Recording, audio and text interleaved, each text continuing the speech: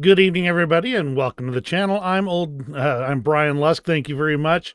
Glad to have you here. Let's go ahead and get started on what's going on over in Ukraine. Well, let's pause for just a moment here. I just wanted to point out something, and that is that this is on a Sunday, which is an unusual one for me. I don't typically do these streams on Sunday. However, I am going into 9 more days straight of work. So I'm hoping that it looks like we've caught up on the overall backlog of things that were going on. And I'm hoping that means that I'll be able to spend a little bit of time over this next 9 day period, catching an evening stream at least every other or couple of days.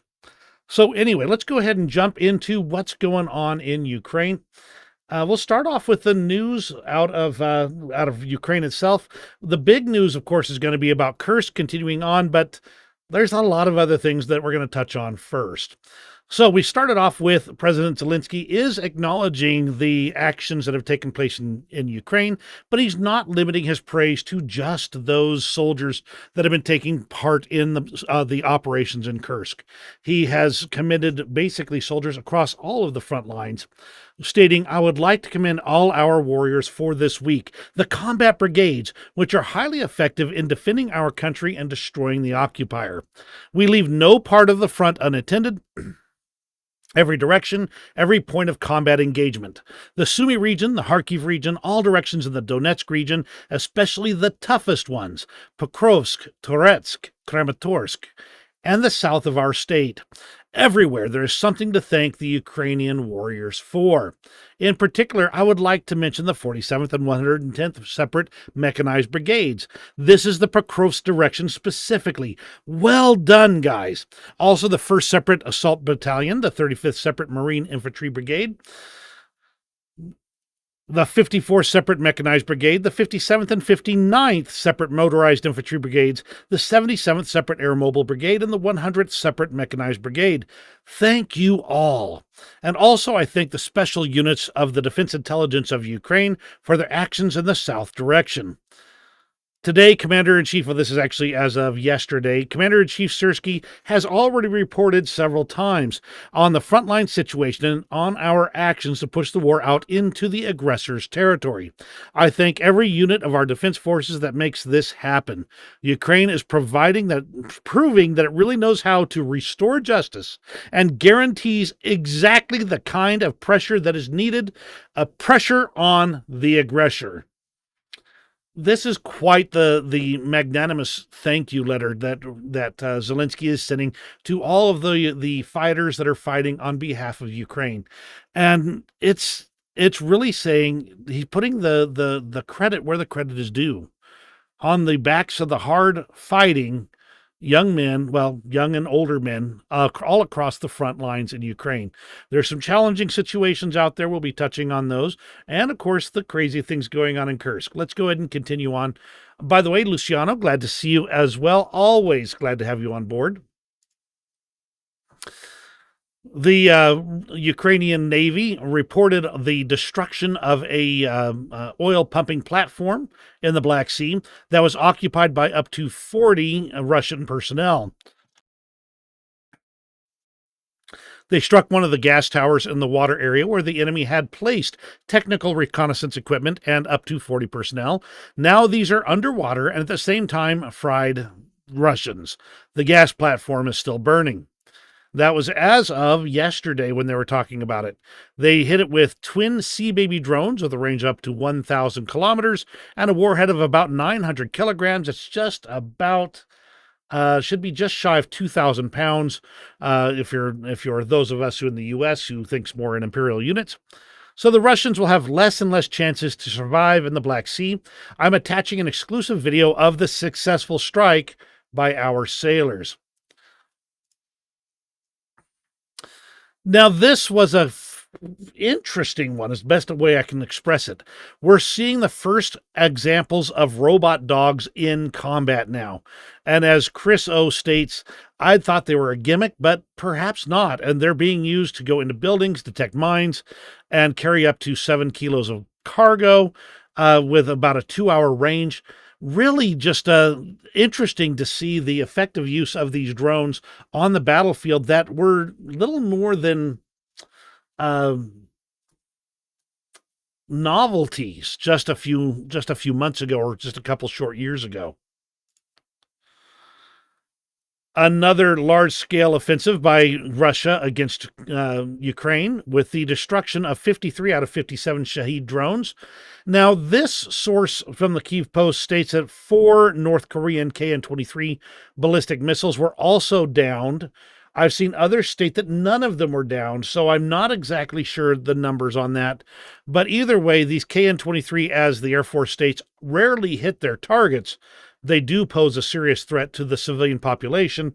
For instance, this post from Dmitry at War translated, stating that a house in the Kyiv region where a father and his son died last night was hit by a North Korean KN-23.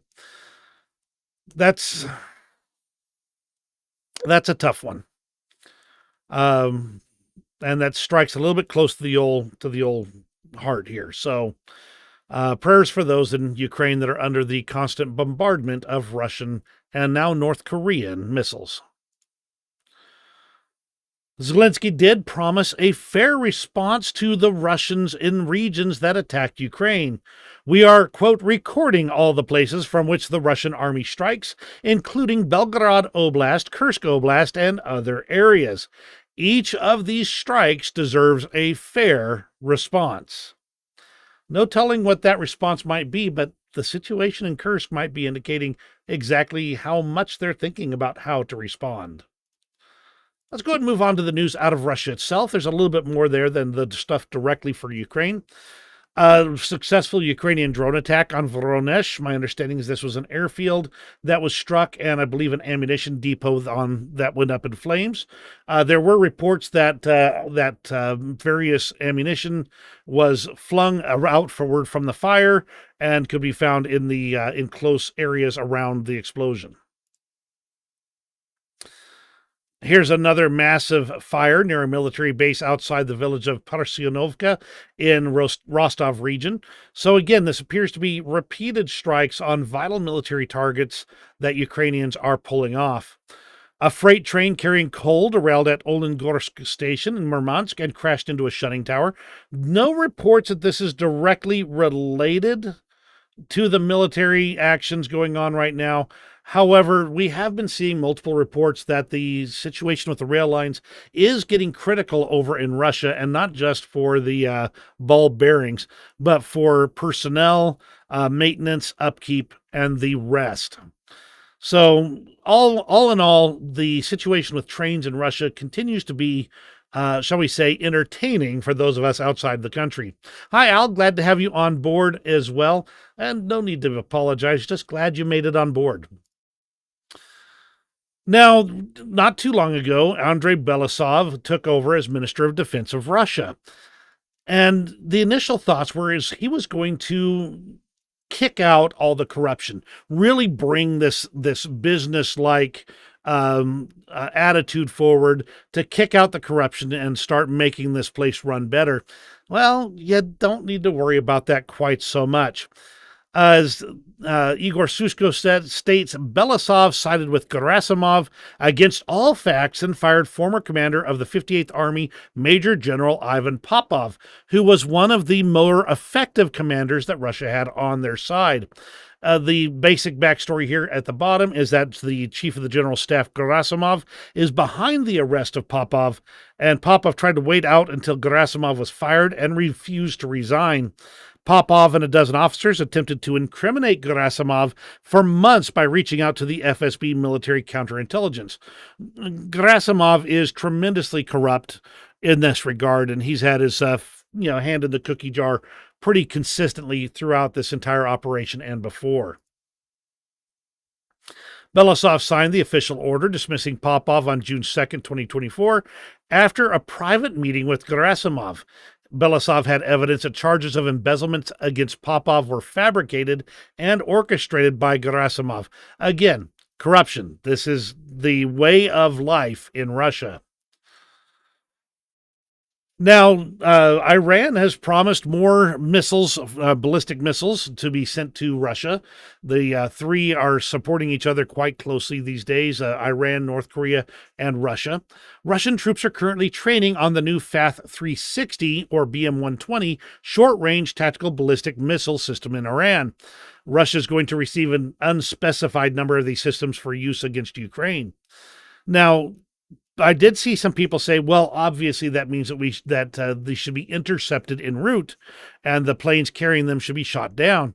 My vague recollection of my geography, though, indicates that there is a relatively safe route that they can take through allied countries with Russia that would be make it difficult to engage in those targets in transportation, the transport of those targets, and therefore it's not likely to be intercepted en route. That's not a no, but it's going to be hard to justify the presence of certain pieces of hardware that would be required to do so. Just interesting to keep an eye on. This is not good news for Ukraine, but Russia is getting pretty desperate for everything they can get. T80 BVMs are now coming from the factory with pre-installed cope cages. Now they're manufacturing around 20 of these per month.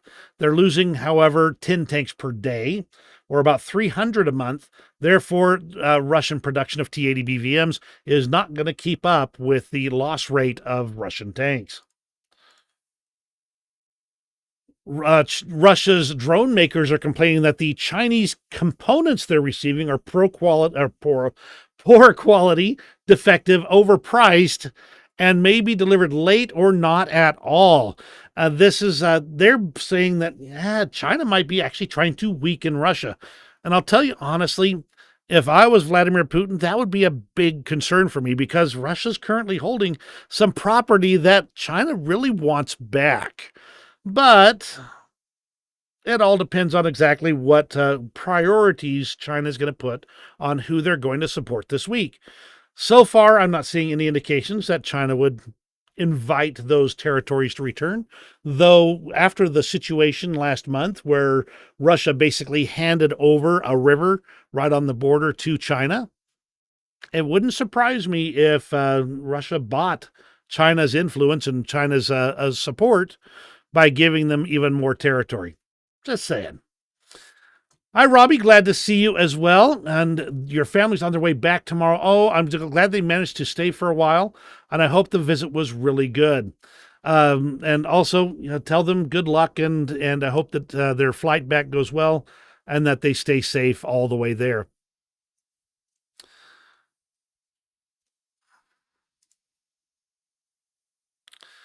Now, this was pointed out by Chris O. The border between Russia's Kaliningrad enclave and its neighbors Poland and Lithuania is reportedly, quote, barely guarded due to a lack of manpower. The FSB is said to be resisting the creation of an expanded border protection force recruited from veterans.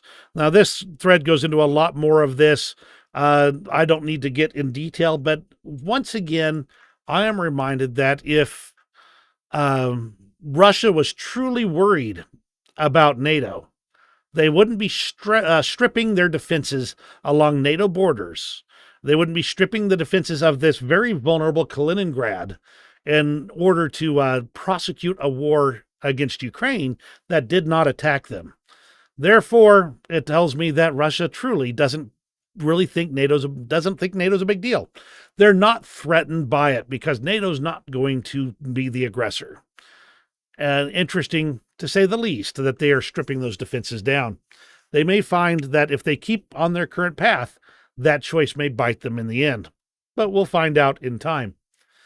Multiple explosions in Moscow suburbs after a drone raid. The reports are that this was targeting Chkalovsky Air Base. There we go. Pretty close, at least. Which is where a bunch of Russian special aircraft, special mission aircraft are based. No reports on whether this was a successful attack. So far, this was just reported earlier today, and I tossed it in. Then there's this picture. Initially, it was reported that the Zaporizhia nuclear power plant was on fire, with the extent of it being unclear. Later information has come out that it was actually tires piled up near the cooling tower and set on fire by the Russians. Why? I'm not clear on why Russia would do this. Zaporizhia nuclear power plant is not coming under attack from Ukrainian forces. It's much more likely to be struck by Russian missiles gone awry than anything else. The area around Zaporizhia nuclear power plant, as far as I've been able to tell, is not under any particular assault or increased level of aggressive action. So it's not like they're putting the smoke out there to visually block the area from being observed. Maybe, I don't know, maybe they're trying to keep drones from flying through. Either way, this does not make sense to me, though people have forwarded that this is an indirect threat that Russia might be willing to do further damage to Zaporizhia nuclear power plant. That also kind of gives some weight to the claims we've seen that Ukraine may be going after the Kursk nuclear power plant up during their Kursk offensive. Not saying it isn't, but if Ukraine held Kursk nuclear power plant, that would be a great way to just do a straight up trade with Russia if Russia is willing to talk the turkey. In the end, though, I'm still not convinced that Kursk nuclear power plant is the goal. In fact, I think it's not, but overall, interesting to keep an eye on and concerning that Russia would pull this off. Let's move on to, well, we're going to go over to Belarus for just a moment or two. Belarusian President Lukashenko stated that Ukrainian air targets were destroyed over Belarus as of August 9th. And they claim that Ukrainian drones flew through Belarusian airspace and were shot down by Belarus's air defense network. Now, Belarus has authorized Russia to send drones through Belarusian airspace. So this is definitely a one-way. They're providing a one-way street if they can. However, they don't provide any evidence. They did summon the Ukrainian Charge d'Affaires of Ukraine in order to lodge their strong protest with the Ukrainians on this violation of their border. And, well, like I said, they didn't provide any proof. But they did start the counter-terrorist operation zone in Belarus as well, all along the border with Ukraine. Now, Russia's already called those for counter-terrorist operation areas in Russia, in the areas near and bordering with the Kursk area. So this seems to be following the same pattern. They're moving up heavy equipment, tanks and trucks and weapons and gear. The people who've been observing this, however, have noted that these vehicles are coming without cope cages. They're coming without electronic warfare. They're coming without all of the things that have turned out to be so vital in protecting this type of heavy equipment from just easy destruction by simple drones. So at this point, I cannot believe that Belarus is actually going to be crazy enough to assault across that border. I hate to say that because predicting dictators and Russian apparatchiks has not been my specialty, but it would not be a wise action on their part, which probably means they're going to do it, but we'll watch. We'll see what's going on. As Dmitry at Work Translated states, this is unlikely anything but saber rattling. So we'll just have to keep an eye on this situation. On the other hand, a monitoring group has denied Lukashenko's claim of Ukrainian drones in Belarus, stating that there was no evidence at all, no drones were detected, and that this appeared to just be all in Belarus's head, for lack of a better way to say it. Let's go ahead and move on to the international front. Now, a lot of the news about Ukraine has been buried under all the information about Kursk. So I've not been successfully able to get a lot of information on the international front, but we got a couple of items. Let's go ahead and move forward. Michael Gist states, Germany should prepare for war with Russia, which could happen in 5 years. My internal clock as a soldier is ticking and tells me that in 5 years we must be socially stable enough to face an external military threat. said the commander of the German armed forces in Hamburg. Now, this seems to be also along the lines that the German defense minister stated that they should be ready for war by 2029, 5 years. Makes sense. Either way, when you have an experienced soldier making those statements, it makes a whole lot of difference. Because from what I've seen, an active soldier tends to have more of a sixth sense about these things. Of course, the Russian Federation had to get their hypocrisy on. They called on the UN to condemn the terrorism from Ukraine amid their advances into the Kursk region. The Russian ombudsman said thousands of civilians were injured in the region as a result of, quote, a barbaric attack by the Ukrainian armed forces. Now, I've been watching this long enough now that I've been starting to get some of the jokes. We'll just put it that way. And one of the jokes was, and I'm summarizing this very strongly. Uniformed soldiers burst into the house. They stole my valuables. They stole my equipment. They stole my guns and ammunition. They hurt myself, my wife, my child.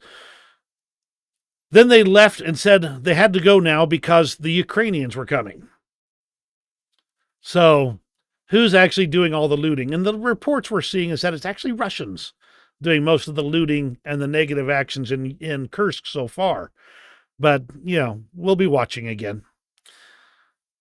The German company HiCat will test their new, quote, relatively jam-proof reconnaissance drones in Ukraine this month. Now, the whole electronic warfare thing is a constant game of check and counter. Then each side will be advancing their equipment to counter the equipment on the other side, and then this side will have to advance theirs to counter the electronic warfare. Their drones on each side will have to improve. Then their electronic warfare will have to improve. Each step there will never be a perfect item. But each time they do, it makes it harder for each side to do that next step in the check and counter. Now let's go into Kursk, and let me tell you, this is a big, big, big part of this whole thing. So let's go ahead and dive right on in. We'll start off with from Colonel retired Jeff in, I believe that's Poland. Yeah, I think. Never mind. I don't know the flag. Let me see. Hold on. Austria. There we go. This article that he found, I should say, is the best article, he says, on Kursk, and it is an excellent article. I read through the whole thing, and he summarizes or at least the author summarizes what happened to allow Kursk to happen. And a lot of it is because the Russians were still running older equipment that was not up to the latest standards on electronic warfare. So their electronic warfare equipment wasn't jamming in the current frequencies that Ukraine is using. They had mostly conscript soldiers and border patrol agents that were not combat experienced, that were holding the area. The repeated raids and actions in the area were to confirm the situation much in advance of this current offensive. And the end result is that Ukraine managed to get in there not only by jamming Russia's ability to see things in the Kursk region, but also by being basically immune from the jamming capabilities that were available in Kursk, allowing them to advance quickly through the through the areas that they have. From the Financial Times, the Russian reinforcements into Kursk have failed to push back the Ukrainian incursion. We are seeing some signs that things are slowing down, or perhaps even some areas are getting a little more static. There are indications that Ukraine's main forces are digging in the Kursk region to hold some of this territory.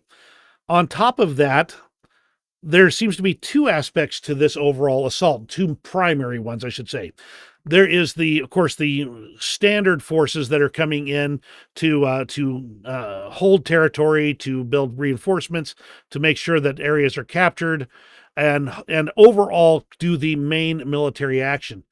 But the other aspect are the reconnaissance and sabotage groups. These groups are not restricted with the same set of rules of engagement of the main force that's come in. These sabotage groups are ranging far and wide in Kursk. So what's happening is that Ukraine may have captured a village or 11 villages or 15 villages, all in this area right near the border. But then there will be a report of Ukrainian forces popping up 15 kilometers east of there, or 20 kilometers to the north of there, or 10 kilometers to the south. And it looks to me like those sabotage groups are the ones that are doing those spiking out engagements, the ones that are causing the havoc behind the front lines. And this seems to be why the Russian forces are such in a panic, because every time they turn around, there's suddenly Ukrainians in a village that's, 30 kilometers, 40 kilometers from the front lines, or whatever, 30, 40 kilometers from the border, that just pop up out of nowhere. They throw Russian flags around. They drive Russian forces out of the town. They take prisoners, and then they take off back to their lines or move on to their next target. This seems to be the combination type of warfare, the maneuver warfare, at least to a certain extent, that all of the Western sides were saying that Ukraine should be doing last year when they were assaulting into heavily fortified positions, not this lightly fortified and lightly protected areas like Kursk. Now, this is from yesterday, but it kind of gives a good summary of this. The situation in Kursk. So I'll hit the highlights here from the Institute for the Study of War. The Russian National Anti-Terrorism Committee announced a counterterrorism operation in Belgorod, Bryansk, and Kursk Oblasts on August 9th in response to the Ukrainian incursion into Kursk. The Kremlin likely decided to declare a counterterrorism operation as opposed to a state of war or martial law to downplay the scale of the Ukrainian incursion into the Kursk Oblast and prevent domestic panic or backlash, demonstrating the Kremlin's reluctance to take more drastic measures to respond to the situation. Putin likely appointed Bortnikov as the head of the counter-terrorist operation because Bortnikov had previously proven himself to be an effective manager during crises that threatened Russia's domestic stability and the Kremlin regime. So what you've ended up with is, instead of having the military taking charge in Kursk, it's effectively the FSB, the normal state apparatus for keeping the country under control. And that appears to me to be a sign that Vladimir Putin is losing confidence in the ability of Gerasimov and his Ministry of Defense personnel to be able to counter this, especially when Gerasimov is outright lying to his face about the situation in Kursk. From The Times, invading Russia is Zelensky's riskiest decision yet. This counteroffensive has already shocked the world. The operation had been secretly planned for several months and took Moscow by surprise. And I still contend that it was because Ukraine wasn't telling Washington, D.C. what was going on, what they were planning on. The Ukrainian armed forces allocated for this operation between 6,000 and 10,000 troops. Now, I initially said I thought, from the numbers I was looking at, 2,000 to 5,000. So they're saying about double my initial estimate of that. Of course, I made that estimate in the early days of this operation. And the military leadership is ready to risk valuable soldiers and equipment to achieve success in this direction. Some of Ukraine's most famous and effective units are being used in the Kursk region. They were often pulled from, either they were rotating out of other areas and then held long enough to do this offensive, or pulled from those areas in favor of doing this offensive. And we'll talk about potentially why a little bit later. But this is a risky maneuver here. Everything that's done in war is going to have some risks involved. This is definitely taking a whole lot of risks that we have not expected to see happening in this war. Therefore, with great risk comes the potential for great reward. Also, the potential for a great fall. We'll have to watch and see where things go from here. As Aussie Bugga states, Gerasimov is sipping tea near the window. I have this suspicion that Gerasimov is not long for this world, but it all depends on the strength of the polonium in his tea. This was as of yesterday, but was referring to information from 2 days ago. 76,000 people plus have been evacuated from the Kursk region's border districts overall. They had originally said 16,000 that had applied for aid in the city of Kursk, but 76,000 I still think is a low number because we're seeing indications of additional evacuations taking place, which again, I've got more on later on. There's just so much information to get through here. This indicates, and by the way, there's indications that this evacuation was done entirely voluntarily, as how Russia had put it, meaning that people did not receive an order to evacuate, but decided to evacuate anyway. And in other areas, people decided not to evacuate at all and just wait for the Ukrainians to come. And by and large, those people have been pretty much left alone by Ukraine. Russia might have a different thought on the process. Russia is building a tent city in Kursk for their refugees. I'm actually pretty impressed that they've managed to pull this together. It typically takes about 3 days for relevant authorities to get additional assistance for. And there's a disaster in the United States. This is day 5, so not too bad that they're getting this together at this rate. It's just about 2 days later than the U.S. would do for the same thing. By the way, that also indicates that Russia thinks this is slightly longer term than they initially hoped it would be. Hi, Stephen. Glad to see you as well. And you state, my guess is Gerasimov has taken a sudden strong dislike for tea, air travel, and windows. Yes, there's a lot of places that he could not be wanting to be right now. And if he's intelligent, he's probably found his own little bunker somewhere that will keep him out of the, shall we say, line of fire. But we'll see. Now, let's talk about the soldiers that are responding in Kursk. The initial responders are baseline conscripts. In fact, the commanders refused to pull those baseline conscripts back from the front line in the Kursk region, declaring they were a combat unit.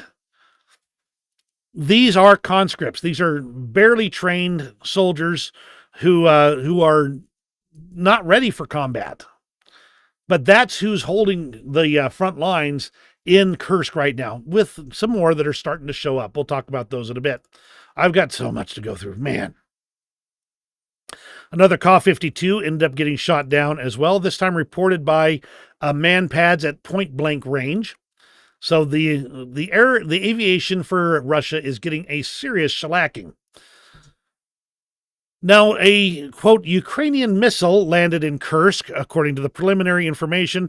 Later reports on this one is that it struck in the courtyard of a residential building. The Russians claim that they intercepted it, and it was just the intercepted remains that exploded and damaged the building. The blast wave damaged 7 floors and destroyed the air defense system on the next street over. I wonder if that might have been the target. Just saying. Several cars also burned, and they had to evacuate 20 people from the building. This is the scene of that intercepted Ukrainian missile in Kursk City. The interesting part is what Igor Susko added to the end. Online conversations of Russians are starting to get constructive. How long will we have to tolerate this? Until we leave Ukraine. Now, according to sources, people at FSB headquarters on Lubyanka in Moscow are in shock at the sheer number of FSB officers who surrendered to the Ukrainians in the Kursk region, especially as they waved white flags in abject humiliation, all captured on video for the world to see. This is an indication of the preparation Russia's been making for their soldiers and officers, meaning Not much. They don't get, they genuinely thought that there was no way, no chance in Hades that Ukraine would actually have the temerity to cross the international border in force. And therefore, they never bothered to prepare their soldiers and their officers for that possibility. And now, when they are faced with the possibility of either running away or getting a nice, comfy ride into Ukraine to be a POW, many of them are choosing the latter. Not to stand and fight, and not to try and tempt fate by running away from any of those FPV drones. Steve states the conscripts will have to fight. They are the lucky ones. They don't have to go to Ukraine. That's not the, they probably don't think they're the lucky ones right now.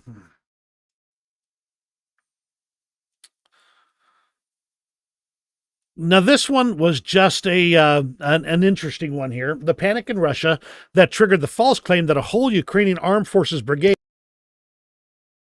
crossed the border into Belovsky district and advanced 25 kilometers to surround the town of Belaya turned out to be just 2 trucks transporting cannons. And I'm not even sure that they were Ukrainian trucks. I mean, really, I don't know what these are. In the end, though, the Belovsky district there, as I understand it, is actually in process of being evacuated because of that those 2 trucks. Here's a video of a mass surrender of Russian soldiers in the Kursk region. We've seen several of them, including pictures showing between dozens to even hundreds of Russian soldiers that had surrendered and were taken back to Ukraine. A little bit of a map update. Now, this is Sudza here, which is kind of in the center of what's going on. This indicates that Ukrainian forces have managed to get to Plakovo. Now, I don't remember if I have this. I might in here. But I've also seen reports that they are in Guevo here, and which still looks like egg to me because of the Spanish training I've had in the past. But still, Guevo and Plakovo, potentially under the control of Ukraine. Understand that we are fighting an awful lot of fog of war here. So everything that I'm stating is best available information that I can get my hands on. The Russian Air Force bombed a village in Russia's own Kursk region, even though there was no official evacuation order to their own residents beforehand. That's right, they just bombed the village, thinking that they were going to try and take out some Ukrainians, but certainly didn't do so. Some of the targets that Ukraine has been striking in the Kursk region and other areas have been electrical substations and infrastructure. This is the destroyed electrical substation, which supplied electricity to Kurchatov, where Kursk nuclear power plant is located.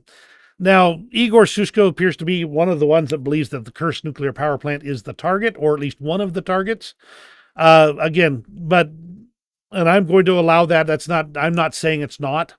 But he states that this may indicate that the Ukrainians may take control of this power plant sooner than we expect. Apti Al-Ladanov, commander of the Chechnya Akhmat Special Forces, has blamed leaders of the Russian Defense Ministry for the Ukrainian breakthrough in the Kursk region, and he talks about this extensively here. Now, there have been videos of Akhmat soldiers surrendering.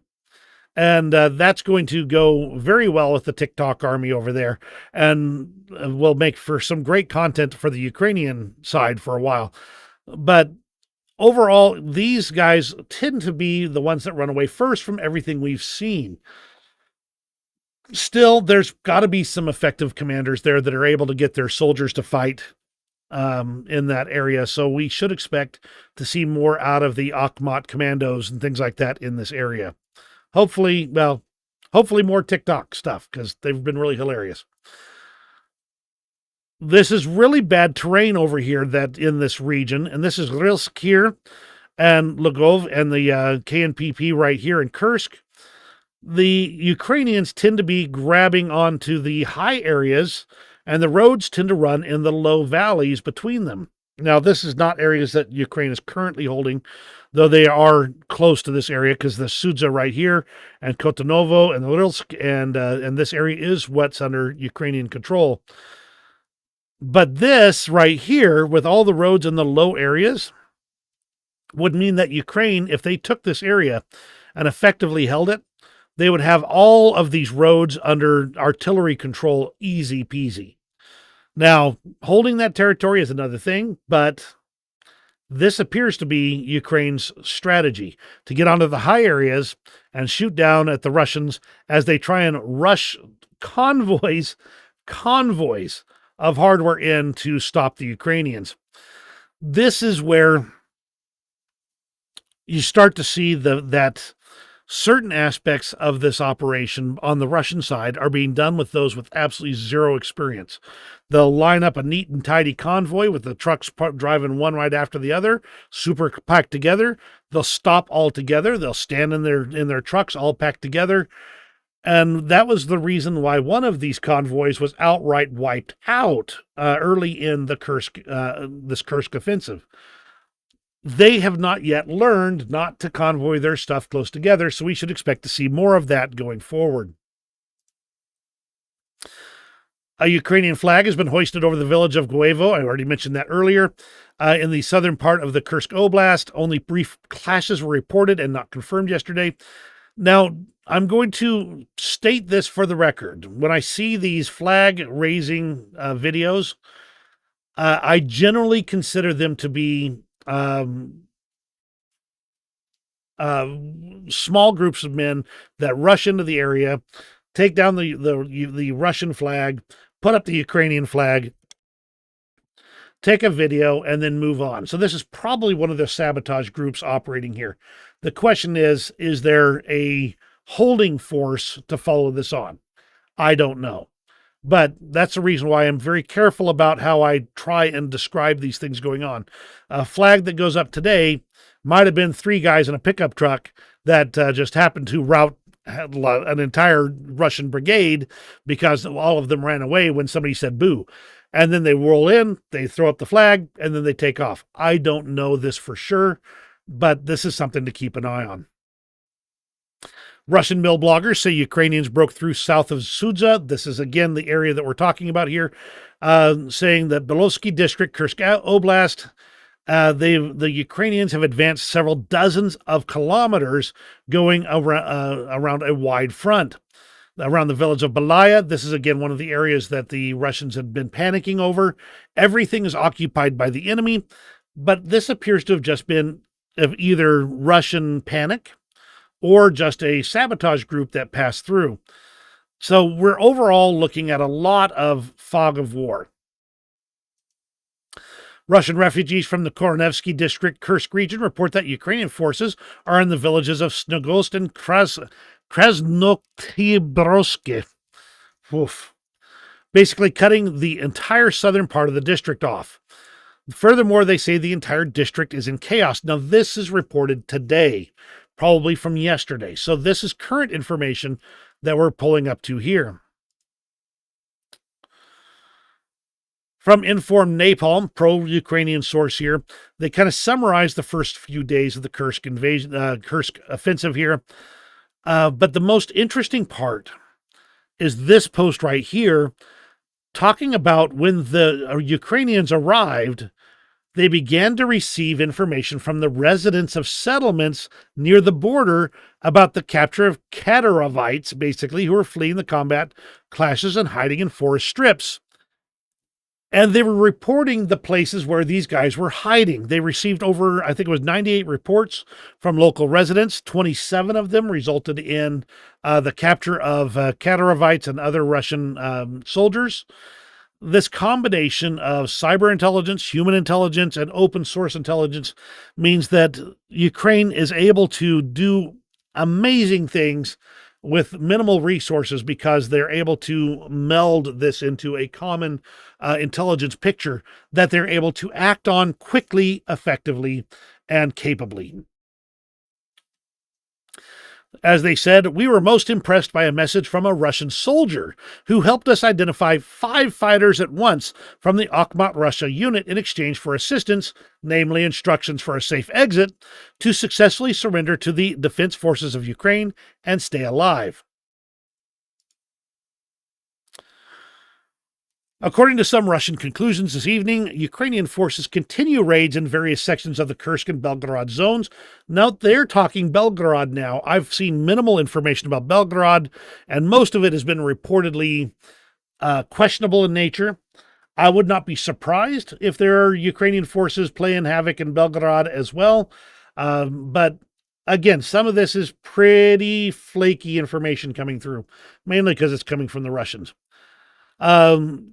These attacks into these areas include armored vehicles, and they state that the Ukrainians might be getting tied up in fights and unable to continue extending the current Kursk bridgehead. And as Dmitry at War Translated states, everything's still under the fog of war, and it could be that the Ukrainians are not actually looking to go much further than where they currently are. Again, Ukraine has been zipped lip about this whole thing. They're not telling anything about their plans, except to acknowledge that things are happening every once in a while. So, what are Ukraine's plans? Well, I can tell you that Russia's claiming that the Ukraine plans are massive, insanely huge. So they can say if it doesn't get to this insanely huge level, then it was all a failure. And the Ukrainians continue to just be like, not a word. Whatever their goal is, it could have been already exceeded. It may have yet to be carried out. They may be taking opportunities at this point. We just don't know. The Russian governor of Kursk has ordered Russian forces to speed up the evacuation of civilians from the Belovsky district as the Ukrainian Kursk offensive continues to push on the area from the west. Now, to give some perspective here, this red area of the map is the area under evacuation order. This blue area is the confirmed area where Ukraine is holding territory. The yellow area is the gray zone, effectively, the area that we don't know. But it's getting awfully close to this area, if nothing else. So the Russians are panicking. They don't have the resources yet to fully stop Ukraine at this point. Now, I'm going to back up here and just take a quick look at the comments. Scots for left flight. The Russian army in Kursk reminds me of the free fire zones in Vietnam. Yeah. The fact that we do not know Ukraine's aims is good. If the Kremlin knew it could attempt to thwart whatever the aims are. As long as Ukraine does not take large losses, this is a win. Absolutely. From the PR perspective only, this is a huge win. It's a big morale boost for Ukraine. And at this point in time, if they had to pull back entirely, it still would have been very successful at redirecting troops, which we'll talk about in just a moment. Now, here's, again, more of the information that we start getting into what's actually going on. Again, from today, Russian bloggers are reporting that Ukrainian troops have entered Martinovka and Gordivka. Now, Martinovka is interesting because I've also seen Russian sources saying that the Russians have recaptured Martinovka. So, what's the truth? I don't know. I don't know who to trust. Of course, all the information is coming from the Russians at this point in time because, as I said, Ukraine zipped lip. More and more footage entirely from Russian drones is proving that Ukrainian troops are visually confirmed quite deep in Russian territory. The largest extent I could find so far is east of the village of Sheptukovka, almost 25 kilometers from the Ukrainian border. I think that the Russian claims of the armed forces of Ukraine being up to 35 kilometers inside Russia are relatively correct. The Ukrainian thrust into Russian territory is so substantial that the Ukrainian artillery has to be deployed inside Russia in order to stay in firing range of the front line. The situation in this sector shows that Russians were likely trying shows what Russians were likely trying to achieve in the Kharkiv region. They wanted to have tubed artillery in range of Kharkiv city, but then ended up being bogged down in Volchansk. And by the way, they're still only 10 kilometers from having their tube artillery in range of Kharkiv city. But this is what Ukraine can do when they take the brakes off and get seriously moving.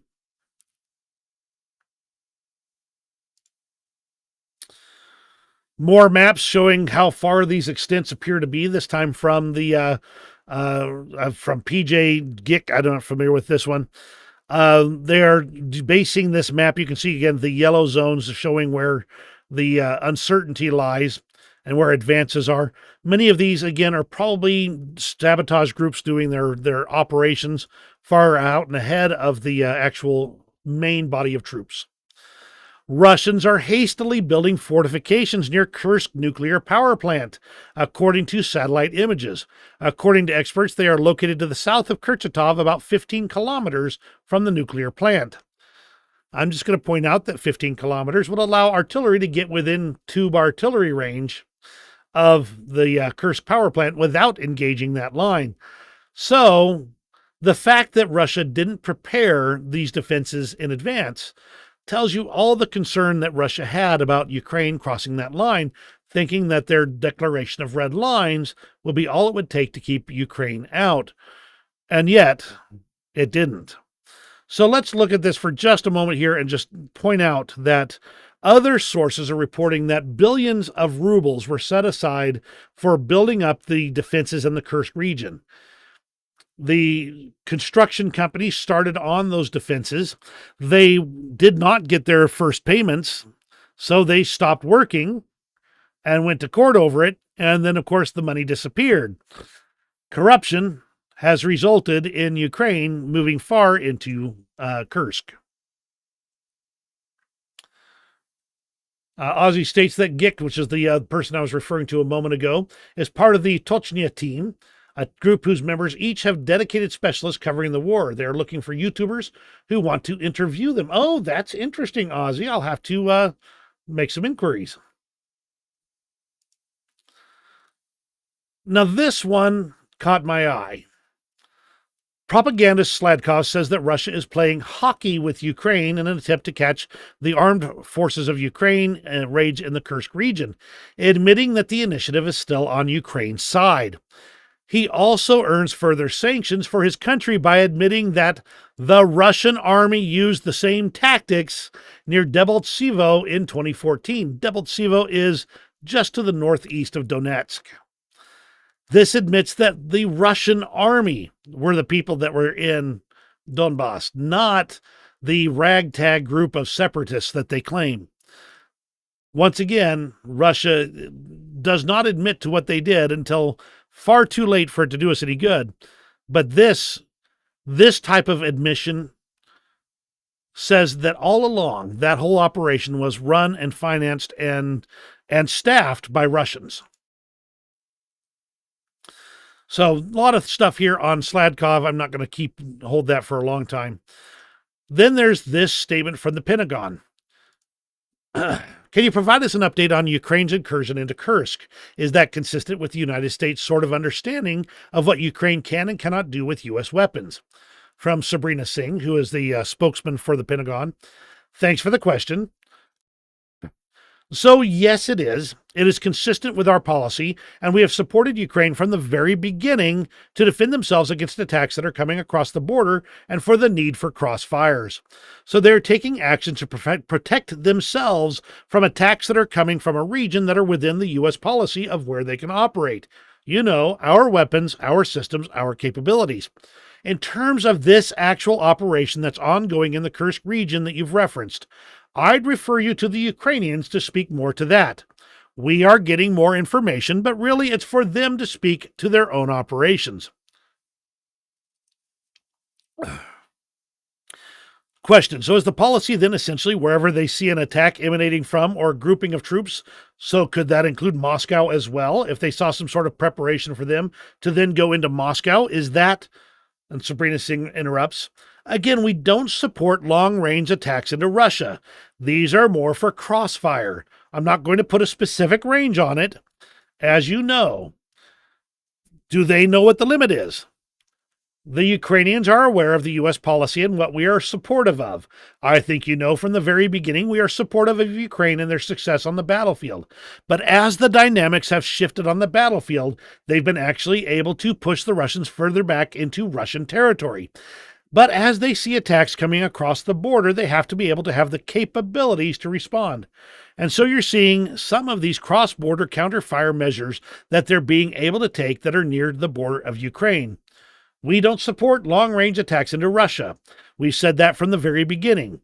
I'm not going to draw, a circular map here for you of where they can and can't strike, but we've been very clear with the Ukrainians. So the U.S. is saying that this is all in compliance with the restrictions that have been placed on U.S. weaponry. Ukrainian troops in Kursk have posted the uniform of a Russian colonel. Russia is now pulling forces from some of the areas of Ukraine to assist in Kursk and Belgorod. Let me grab this here, not this one here.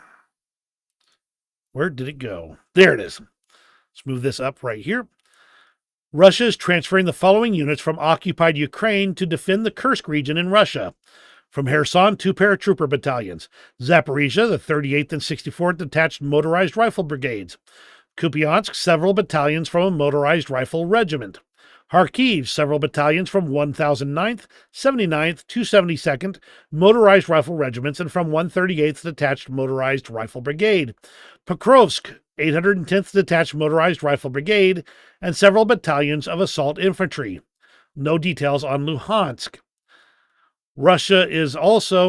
Ukrainians have been able to leverage the situation and strike the now overextended forces in occupied Kupiansk as a result. Russia is also transferring a motorized rifle regiment and a company from a motorized rifle brigade from Belgorod to Kursk. They're also actively bombing soldiers in Sumy. But look at this. If you look at these numbers, they're pulling troops from everywhere they can across the front line. Now, this has resulted in the slowing of the pace of Russian operations in the vital area near Pokrovsk. Not stopped, but slowed. And I'll show you what I mean by that when we get to the front lines. But by weakening all these other areas, they're opening up opportunities for Ukraine to take decisive action elsewhere. And while Ukraine may have tied up between 6,000 and 10,000 troops in this area of Sumy, which you can see overall looks like it's about the same size, if not larger, than what Russia did in Kharkiv, that will then turn loose other areas of the front, allowing Ukraine to take more operational advantages in those areas. This appears to be the intention, to draw forces from the other parts of the front and weaken them in the vital areas of Ukraine itself, while Russia tries to protect its own countryside. Okay, quick pause at the comments here. If Russia needs to push them out in winter, that will be a mess. Yes, it will. If Ukraine can hold on to the first snow, things really get interesting in the Kursk region.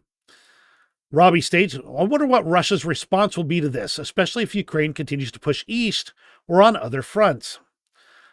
We're starting to see some of this happening. They've had to strip other units to be able to reinforce Sumy, an area they did not expect any fighting in.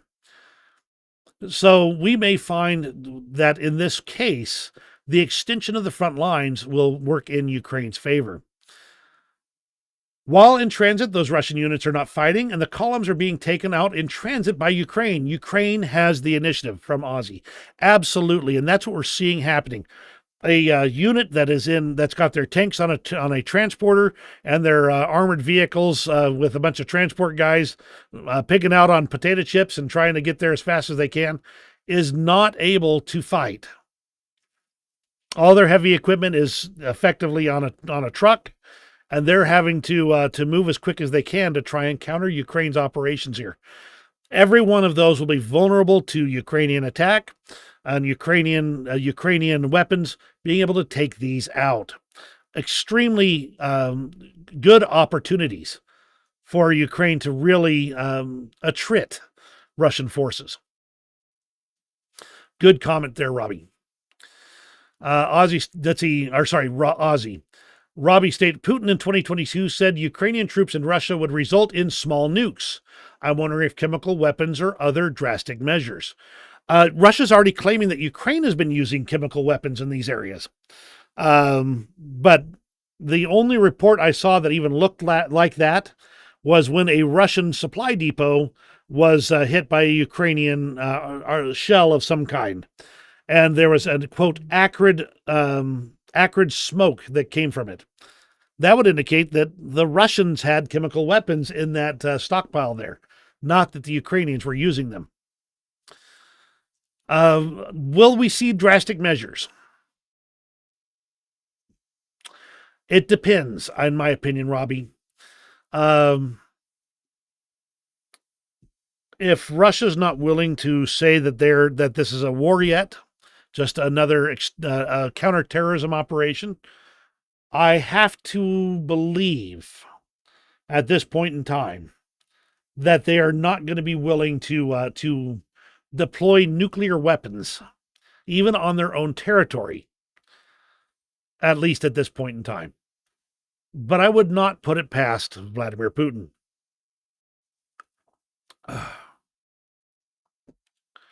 Yeah, Ozzy directly addressed that. With the Kremlin has screamed that so many times, it's boring. Chemical weapons are not used not only due to laws, they have proven largely ineffective. Yeah, I mean, I suppose so. And once the gas mask are in play, it would definitely make chemical weapons less effective. But maybe. Robbie states, my father was a chemical officer in the Army. They're insanely deadly and easy to disperse. I will let you two have that one out. I can see both sides of that equation. So, in my opinion, we're going to be watching this area very closely to see what actually happens. I do not think that nuclear weapons, even small nuclear weapons, will be deployed at this juncture. Will it happen? Maybe. It depends on exactly how threatened Putin's regime actually becomes. All right, so this is where the conspiracy theories start to pop up. Russian Telegram channel, whatever this is, citing its sources, states that the Russian chief of the General Staff, Gerasimov, knew about the preparation of the incursion into Russia's Kursk region. 2 weeks ago, Lieutenant General Asadullah Abachev, commander of the State Border Covering Group, deputy commander of the Leningrad Military District, reported to Valery Gerasimov about the preparation of the armed forces of Ukraine for an invasion of Kursk region. In response, Gerasimov urged Abachev not to spread panic and not to fall for the enemy's disinformation. Moreover, on the eve of the AFU offensive, Gerasimov withdrew forces and means from this area, which, in his opinion, were not needed there. I often wonder if Gerasimov is secretly a Western asset. I'm not sure if this level of incompetence could be deliberate or just accidental. I'm not sure whose side he's on in the end. But according to that same source, before the attack, the border in the Kursk region was held by the 2nd Guard Spetsnaz Brigade, Special Forces Brigade from Pskov, Akhmat forces, mobilized conscripts, and even former prisoners. Shortly before the offensive of the armed forces of Ukraine, most of the trained soldiers were transferred to the Belgorod direction to help the North Group advancing on Kharkiv region. He stripped the defenses of the Kursk region, stripped them of the most effective soldiers, and sent them to try and stem the bleeding in Kharkiv. But that's all a conspiracy theory as far as I'm concerned, because the most important response was that of Commander-in-Chief Alexander Syrsky. The operations in Kursk are continuing. And that's the rundown of what's going on in Kursk. And boy, did I hit a whole lot of stuff. And it's just insane. The fact is that this news has basically flooded out everything else going on in Ukraine for the last 6 days now. And we will be seeing the results of that for some time. So we've got a lot of things going on. Now, this is talking about Belgorod region now in Poros. This group of soldiers apparently showed up in Poros and filmed a quick video to send off saying that we're in this town. Well, This looks like it's just a sabotage group. This is one of the ones where the Russians are saying, oh, they've taken this town in Belgorod, and they're obviously assaulting us in Belgorod now. It was a sabotage group. It was a small group of soldiers that walked into a basically lightly defended town, took their video, and then took off.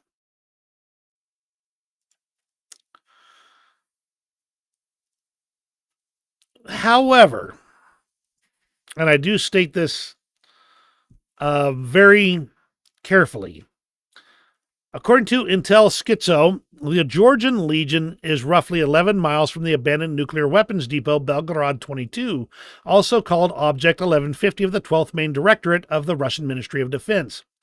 This unit was responsible for the safekeeping, technical maintenance, transportation, delivery, issuance, disposal, etc. of the nuclear arsenal of the Russian Federation. So I'm not going to go into this whole thing, but this location has localized high ground, bunker facilities, etc. like that. If they really are 11 miles from this abandoned weapons depot, if they could take it, it would be quite the thorn in Russia's side to dislodge this group. Now, 11 miles at this point in time might as well be an eternity away, but it could also be in the next 2 hours. Interesting to keep an eye on, and could indicate that Ukrainian-backed forces are operating effectively in Belgorod as well. Now let's get onto the front itself, and let me tell you, this is where things get really kind of interesting. So let's go ahead and pop up here. Deep State's finally updated to include the operations in Kursk over here, but you see that they have got a very, very conservative set of lines on this. So I take that with a pretty hefty grain of salt. Compare this to the area that is involved in Kharkiv that the Russians kind of jumped into. Seems pretty similarly sized, and the Russians are bogged down in that area now. But as far as that's pretty much the end of the good news, though. Let's go ahead and go over here to this area right here and punch on in. Here's New York and the area around here, and I'm not going to talk about all the details here, but this is yesterday's lines. This is today's lines. All this area right here, the Russians have managed to push a little bit farther forward on. Not huge gains, mostly open territory, but still territory that Ukraine doesn't want to be losing at this point in time. So overall, this is the situation here. Now, 2 days ago, the Russians managed to take a little bit more territory over here in Ivanivka, and I'll just go ahead and advance that a bit so you can kind of see. Not a big change there, but these are smaller changes than we've been seeing for the last couple of weeks. This tells me, at least at this point in time, from my opinion, that the situation in Kursk has caused Russia to pull out everything they could spare from other parts of the front, even areas they considered to be vital to their current offensive. And by doing so, they've left behind just enough to keep moving forward if they can. Overall, though, still not good news for Ukraine to see these changes taking place. We'll have to see how things shake out in about another week when the attrition starts really taking a toll on the Russian forces that are in these areas that are remaining.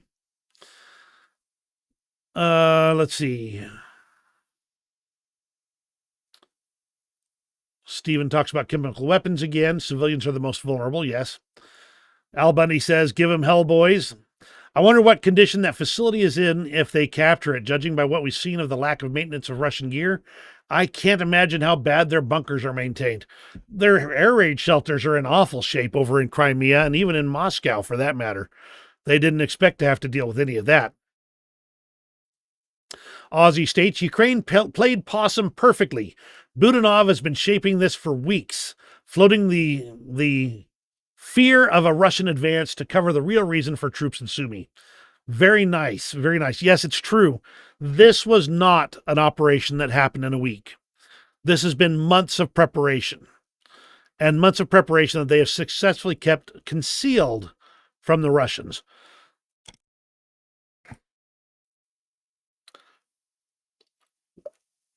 So we looked at what Deep State said about what the advances are.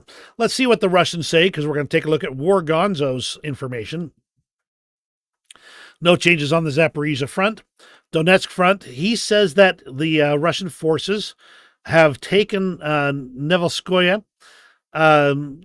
No proof provided, and I've not seen that update on other parts of the maps I've seen, but I tend to believe it at this point in time. This is the best news for Russia at this point in time, the area of the Donetsk front, where they're still managing to make additional progress. No significant changes in Kharkiv. And then he talks about the Kursk Oblast, though he says that the Ukrainians are attempting to pull up reserves and develop an offensive towards Lvov, but the approaching reserves of the Russian troops are preventing all movements. Now, we are seeing some of these lines turn a bit more static, so there's maybe an accurate statement, but I'm not quite ready to commit fully to this as indicating that that's the status. We'll have to keep watching as the updates come rolling in. Shebekino was attacked by Ukrainian armed forces, resulting in this conflagration right here, which I can't play at the moment.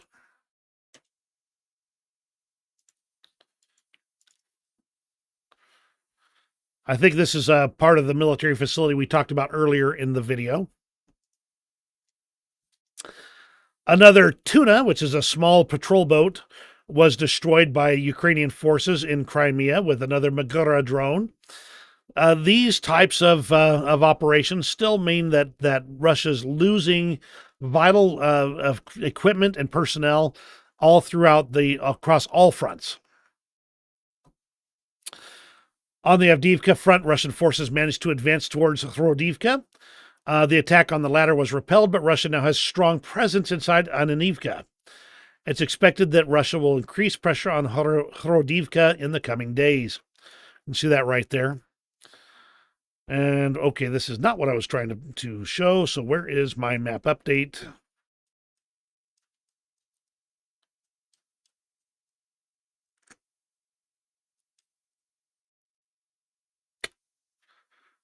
I don't see the map. There was another map update here, and I don't remember what it was. So,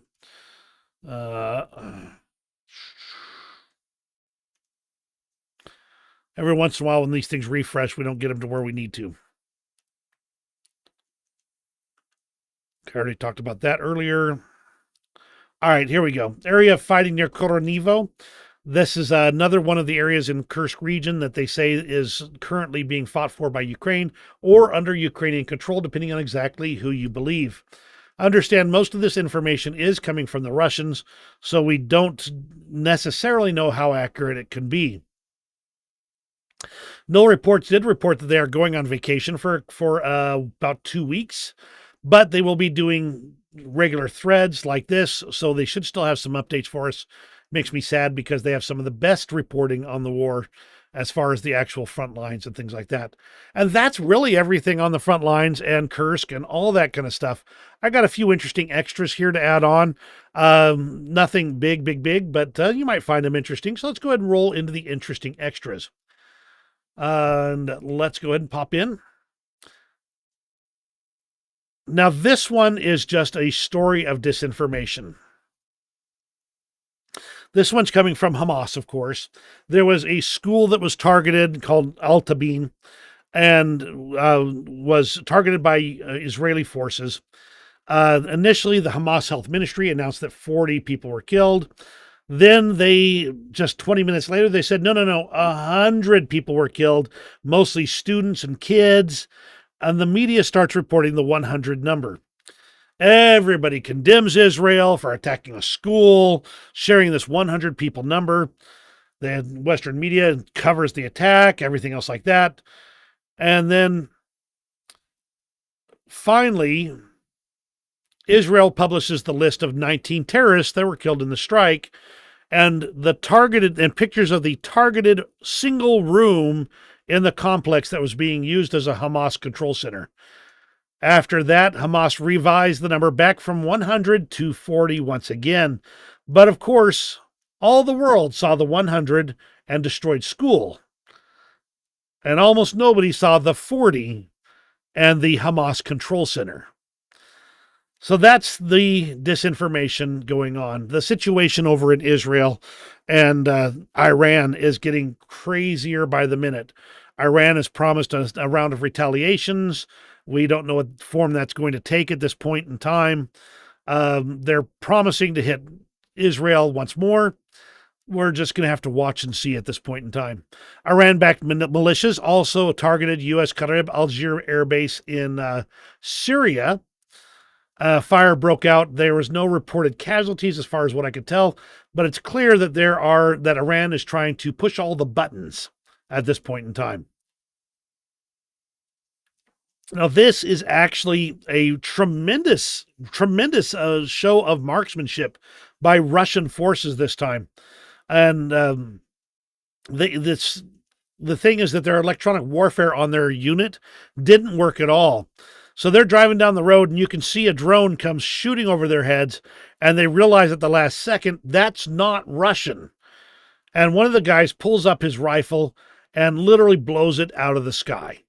Now, this is the Russians. I'm just saying, just marking that it's a tremendous bit of marksmanship, but also proved that their Russian electronic warfare isn't functioning, isn't doing the job. Russian citizens have, they're deep in the Kool-Aid.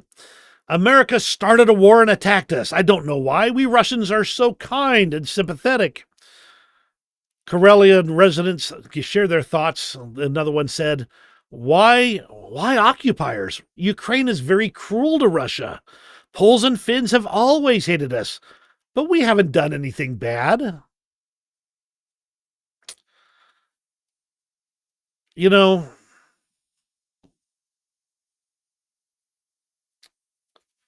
I try and stay clear-eyed about the positives and negatives about being part of the United States, being a citizen of the United States. I do enjoy freedoms that most of the world has never known and may never know. That does not mean that we have had perfect leaders all throughout. There are many things that I disagree with, including some of the wars that were carried out. Support our troops, yes. That doesn't mean that the decision to go there was the right one. However, how can somebody look at the situation and say, oh, we marched into Ukraine. We caused all this havoc. We've been killing civilians. We've been killing children. We've been blowing up children's hospitals, but we're not the bad guys. Nobody likes to be the bad guy. But this is the result of propaganda. Disinformation, like the Hamas bit before, and propaganda, like the Russians carry out now. That's not to say there isn't other propaganda from the West. I'm just saying this is bordering on brainwashing. And I will fear for the moment these people's eyes are opened. Whether that's before the judgment bar of God or man, I will never know. And we'll end off with this video of this guy has got, I think, the best mustache I have ever seen on a soldier since World War II, and certainly not a British one.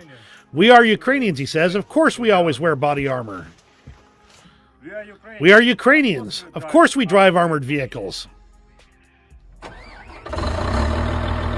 Look at that grin. We are Ukrainians. Of course we can survive without electricity. We are Ukrainians. Of course we are skilled with weaponry. We are Ukrainians. We are Ukrainians. Of course we are all incredibly grateful for all your support. And like I said, he's got an amazing mustache. So I don't think there's any question that Ukraine is grateful for all the assistance they have received. They would love more.